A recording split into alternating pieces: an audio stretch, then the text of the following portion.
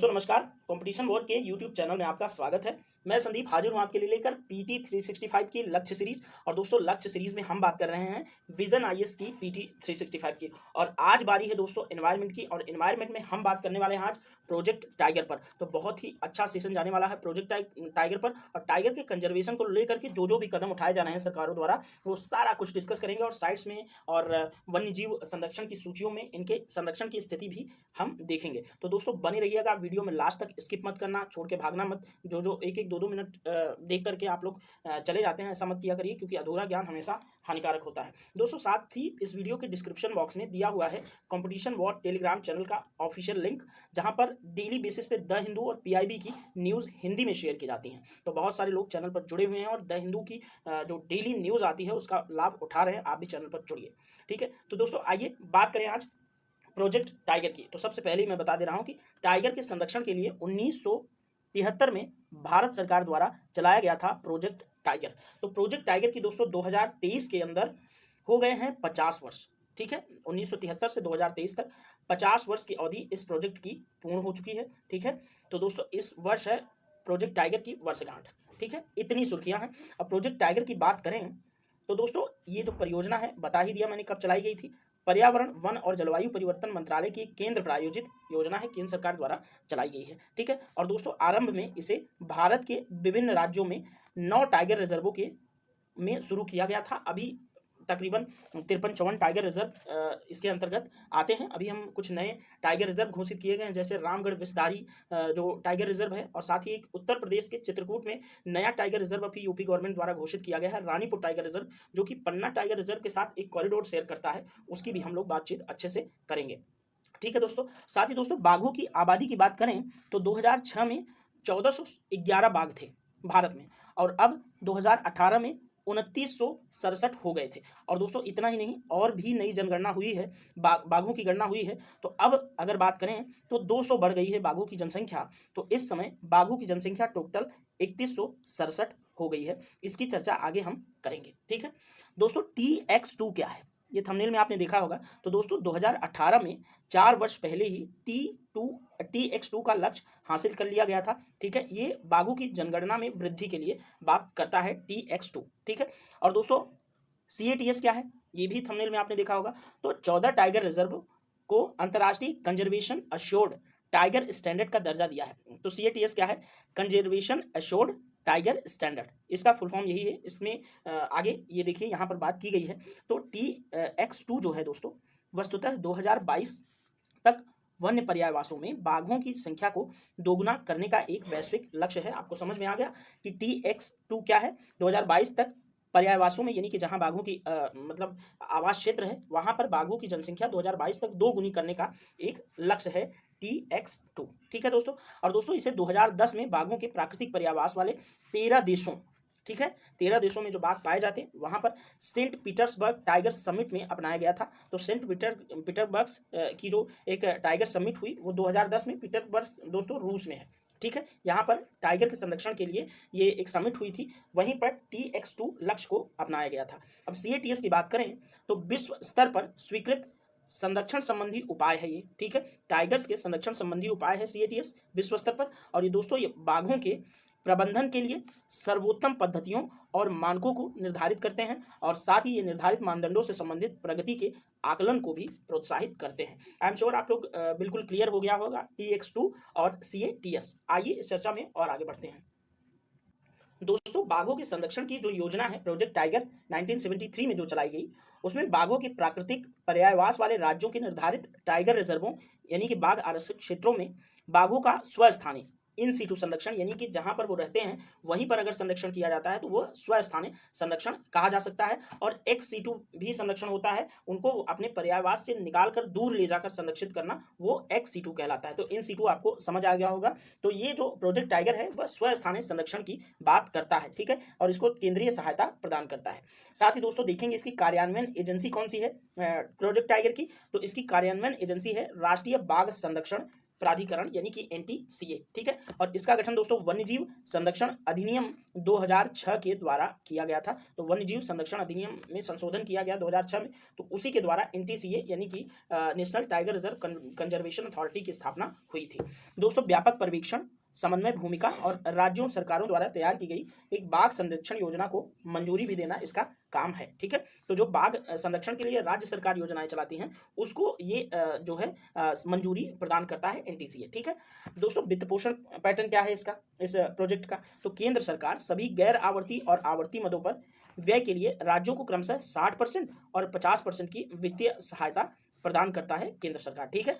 गैर आवर्ती को 60%, आवर्ती को 50% वित्तीय सहायता केंद्र सरकार द्वारा प्रदान किया जाता है, ठीक है दोस्तों। आगे इधर बॉक्स में संबंधित इस टॉपिक से संबंधित सुर्खी है उसको देख लेंगे। तो सुर्खियों में क्या है, एकीकृत बाघ पर्यावास संरक्षण कार्यक्रम यानी कि integrated tiger habitat conservation program, ठीक है। तो एकीकृत बाघ पर्यावास संरक्षण कार्यक्रम की बातचीत हम करेंगे। दोस्तों ITHCP जो है वह जर्मन डेवलपमेंट कोऑपरेशन और ITHCP ने एशियाई देशों में बाघ संरक्षण के लिए कुल 47.5 मिलियन यूरो का योगदान दिया है। जो एक जर्मन डेवलपमेंट कॉर्पोरेशन है और यह एकीकृत बाघ पर्यावास संरक्षण कार्यक्रम, इन दोनों ने मिलकर के एशियाई बाघों के संरक्षण के लिए कुल 47.5 मिलियन यूरो का योगदान किया है। अब दोस्तों एकीकृत बाघ पर्यावास संरक्षण जो कार्यक्रम है उसको 2014 में शुरू किया गया था और दोस्तों इसे टाइगर प्रोग्राम भी कहा जाता है। याद रखना आप, एकीकृत बाघ पर्यावास संरक्षण कार्यक्रम को ही टाइगर प्रोग्राम कहा जाता है।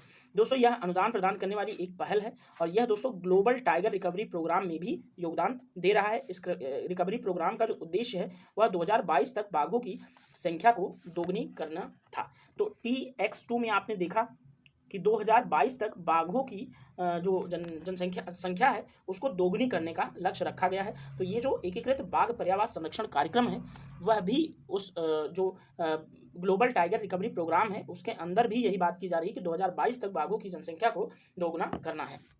अब दोस्तों ग्लोबल टाइगर रिकवरी प्रोग्राम जो है वह बांग्लादेश, भूटान, भारत, इंडोनेशिया, नेपाल, म्यांमार के बाघ संरक्षण क्षेत्रों में 12 बड़े पैमाने पर परियोजनाएं शामिल हैं, ठीक है। तो ये एकीकृत बाघ पर्यावास संरक्षण कार्यक्रम आपके लिए इंपॉर्टेंट है, ये याद रहे, ठीक है। और साथ ही इसी कार्यक्रम को क्या कहा जाता है, टाइगर प्रोग्राम, ठीक है। 2014 में शुरू किया गया था। आगे बढ़ते हैं। अब दोस्तों प्रोजेक्ट टाइगर के अंदर कुछ गतिविधियां देख लेते हैं क्या कुछ हो रहा है।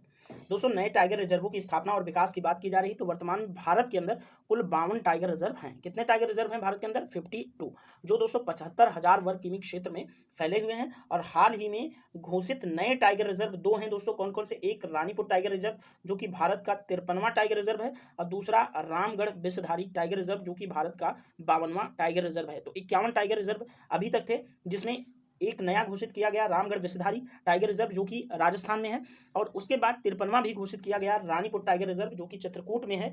इसकी बात थोड़ा सा आगे हम और करेंगे। दोस्तों अन्य क्षेत्रों से संबंधित जो टाइगर रिजर्व के रूप में घोषित करने की मंजूरी दी गई है उसमें कुछ क्षेत्र हैं, पहले से आप जान लीजिए। एक है सूनाबेड़ा वन्यजीव अभ्यारण्य जो कि उड़ीसा में है, दूसरा माले महामधेश्वरा हिल्स वन्यजीव अभ्यारण्य कर्नाटक में, और तीसरा गुरु घासीदास राष्ट्रीय उद्यान छत्तीसगढ़ और तमोर पिंगला वन्यजीव अभ्यारण्य छत्तीसगढ़। तो याद रखना कि ये भी, इनको भी टाइगर रिजर्व घोषित करने की मंजूरी दे दी गई है। तो अभी तक याद रखना कि अभी तक भारत में जब 2023 में हम बात कर रहे हैं आज के दिन, तो कुल मिला करके 53 टाइगर रिजर्व भारत में हो चुके हैं, ठीक है।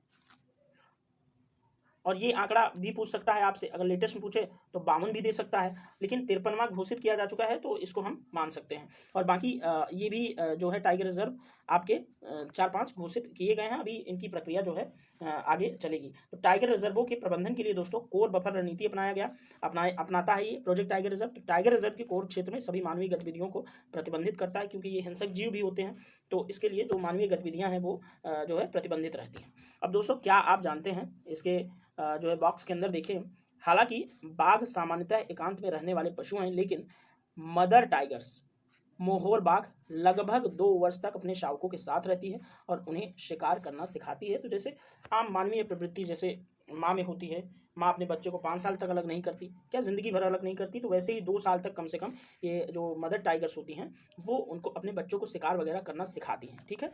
आगे बढ़ते हैं दोस्तों। जो NTCA है जो टाइगर कंजर्वेशन अथॉरिटी है उसने टाइगर रिजर्व के जो कोर क्षेत्र हैं उसमें नए निर्माण पर प्रतिबंध लगा दिया है अभी हाल ही में। और एनटीसीए दोस्तों, नेशनल टाइगर कंजर्वेशन अथॉरिटी जो है वो एम स्ट्रिप, ये क्वेश्चन एग्जाम के अंदर ये चीज़ पूछी जाती है, एम ट्रिप्स है क्या? तो दोस्तों monitoring system for tigers intensive protection and ecological status. तो एम स्ट्रिप्स एग्जाम में कभी पूछा जाए तो आप याद रखना कि टाइगर कंजर्वेशन से रिलेटेड है। और दोस्तों एप्लीकेशन का उपयोग करके 5वें चक्र की आकलन प्रक्रिया का संचालन कर रहा है, जिसमें एम स्ट्रिप जियो टैग आधारित फोटो साक्ष्य हेतु जीपीएस का उपयोग करके प्राथमिक क्षेत्र के डेटा को डिजिटल रूप में रिकॉर्ड करता है और अंतर्राष्ट्रीय मानकों के अनुरूप प्रबंधन प्रभाव मूल्यांकन फ्रेमवर्क विकसित करके टाइगर रिजर्वों की स्वतंत्र निगरानी और मूल्यांकन का कार्य किया जाता है। और दोस्तों अवैध शिकार रोधी पहल भी चलाई जा रही है, जो कि कई टाइगर रिजर्वों के अंदर अवैध शिकार रोधी अभियानों के लिए विशेष बाघ संरक्षण बल भी तैनात किए गए हैं। जो स्पेशल टाइगर प्रोटेक्शन फोर्स है वह भी कई टाइगर रिजर्व के अंदर तैनात की गई है। दोस्तों सबसे महत्वपूर्ण सेगमेंट ये है जहां हम बाघों की संरक्षण की स्थिति की बात करते हैं, तो IUCN स्टेटस बाघों का अगर देखना हो तो हम देखेंगे EN है, ठीक है। और परिशिष्ट सूची जो साइट्स है, साइट्स की परिशिष्ट सूची 1 में रखा गया है बाघों को। और साथ ही वन्य जीव संरक्षण अधिनियम जो हमारा है 1972, जिसमें संशोधन 2022 में हो चुका है, उसकी सूची 1 और 4 के अंदर बाघों को रखा गया है। ये चीज़ आप याद रखना क्योंकि एग्जाम पॉइंट ऑफ व्यू से बहुत ज़्यादा इंपॉर्टेंट होता है। दोस्तों यहाँ पर थोड़ा सा बाघों के बारे में जान लेते हैं। भारतीय बाघ या रॉयल बंगाल टाइगर का जीव वैज्ञानिक नाम है पैंथेरा टाइग्रिस, ठीक है। तो पैंथेरा टाइग्रिस बोलते हैं भारतीय बाघ या रॉयल बंगाल टाइगर को, ठीक है। ये इसका वैज्ञानिक नाम होता है हर जीव का। और यह जीव दोस्तों भारत की देशज बाघ प्रजाति है बंगाल टाइगर, और यह भारत की एक फ्लैगशिप प्रजाति है।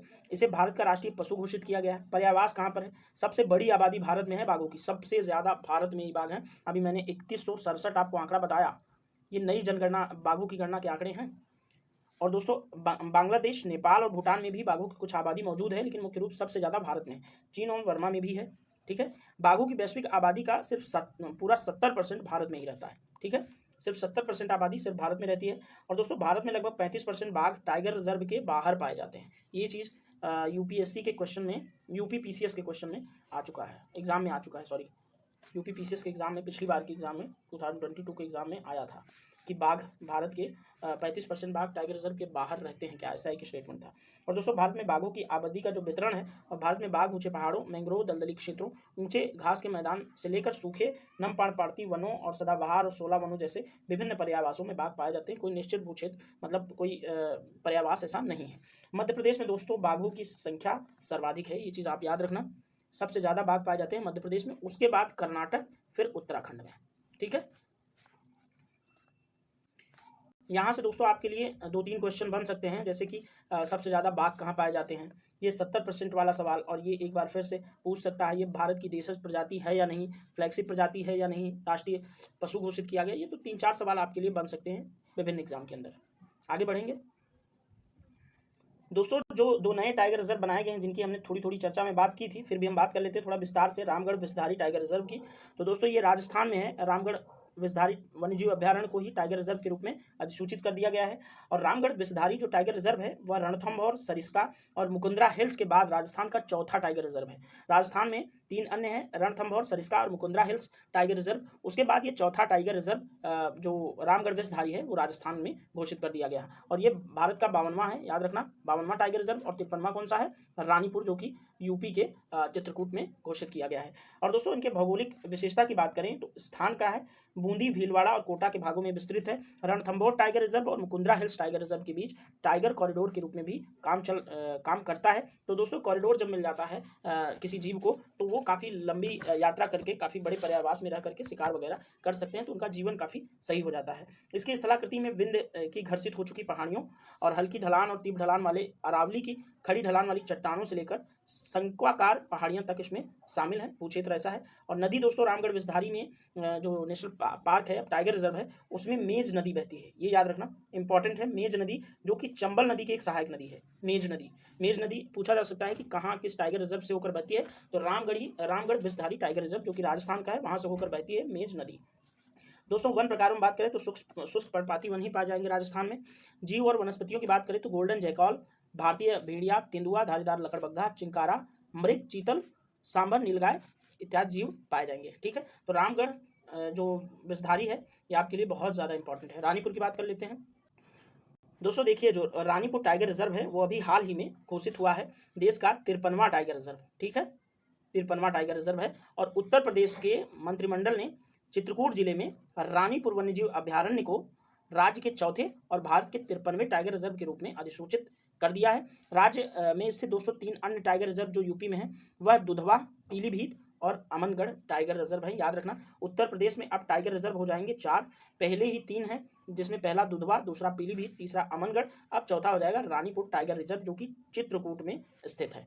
ठीक है, अब चित्रकूट वाले रानीपुर टाइगर रिजर्व की भौगोलिक स्थिति की बात करें तो दोस्तों ये उत्तर प्रदेश का चित्रकूट एक जिला है, वहां पर स्थित है। वन प्रकार यहाँ पर उष्णकटिबंधीय शुष्क पर्णपाती वन पाए जाएंगे। जीव वनस्पतियों में जैसे बाघ, तेंदुआ, भालू, चित्तेदार हिरन, सांभर, चिंकारा, सरीसृप, अन्य स्तनधारी जो जीव है वो यहाँ रानीपुर टाइगर रिजर्व में पाए जाएंगे। और एक और फैक्ट बता देता हूँ, ये पन्ना टाइगर रिजर्व जो मध्य प्रदेश का है उससे ये एक कॉरिडोर भी शेयर करता है, यानी कि जब रानीपुर टाइगर रिजर्व हो जाएगा और पन्ना टाइगर रिजर्व के बीच एक कॉरिडोर हो जाएगा तो यहाँ से बाघों या वन्यजीवों का जो आवागमन है होगा तो दूर तक ये अपने शिकार और भोजन की तलाश में जा सकेंगे। ठीक है दोस्तों, आज की वीडियो में इतना ही। मिलेंगे किसी अन्य वीडियो में। किसी भी तरह से अगर ये वीडियो आपको पसंद आ रही हो, लाभदायक हो, तो इसको लाइक शेयर करना मत भूला करिए, साथ ही सब्सक्राइब कर दिया करिए, जिससे कि और नोटिफिकेशन का बेल आइकन जरूर दाब दीजिएगा। ठीक है, चलिए मिलते हैं किसी अन्य वीडियो में, तब तक के लिए थैंक यू।